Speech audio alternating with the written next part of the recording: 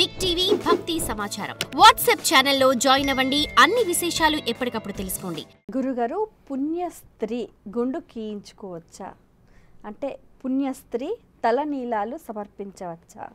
కొన్ని ఆచార వ్యవహారాలలో పూర్వకాలంలో భర్త బ్రతికుండగా అంటే పుణ్యస్త్రీగా ఉండగా తలనీలాలు ఇవ్వకూడదు, సమర్పించకూడదు, అలా ఉండకూడదు అని చెప్పేవారు.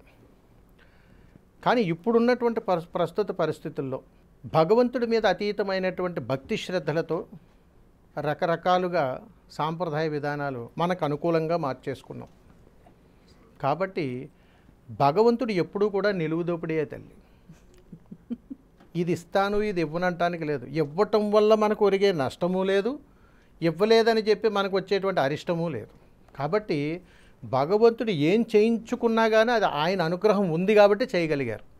అంతేగాని దీనికి ప్రామాణికానికి ముడి పెట్టకూడదు.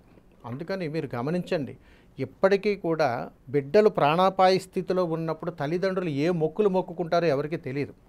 ఆ సమయానికి ఏది అనిపిస్తుంది. ఉదాహరణకు మీకు ఒక ఎగ్జాంపుల్ చెప్తాను. తల్లి ఒక 1000 మెట్లు ఉన్నాయి, తల్లి నడవలేని పరిస్థితుల్లో ఉంది. అంటే ఒక కాలు బాగుంది, ఒక కాలు బాగోవచ్చు, అసలు నడవలేని పరిస్థితి. నా బిడ్డకు కానీ నయమైతే నేను ఇవన్నీ నడిచి వస్తానని మొక్కుకుని ఉండిపోయింది. అంటే తల్లి అంత కఠినత్వరమైనటువంటి తనను కూడా అర్పించుకోగలటానికి అంత శక్తివంతమైనటువంటి మొక్కును మొక్కుకుందంటే భగవంతుడి మీద ఎంత పాటి నమ్మకం తల్లి. అంతటి నమ్మకాన్ని ఆయన చేయించుకోగలుగుటానికి మనిషిని మార్చడానికి అంటే అంత అతీతమైనటువంటి తత్వాన్ని పరీక్ష పెడతాడు తల్లి.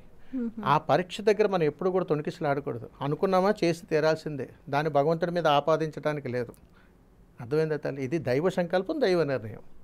దీని గురించి అతిగా ఆలోచించకూడదు తల్లి. కాబట్టి అది ఎవరైనా కానీ దైవ సంకల్పం నిర్ణయం అక్కడ రాసిపెట్టి ఉందంటే ఖచ్చితంగా జరగాల్సిందే. For more videos like this, subscribe Big TV channel.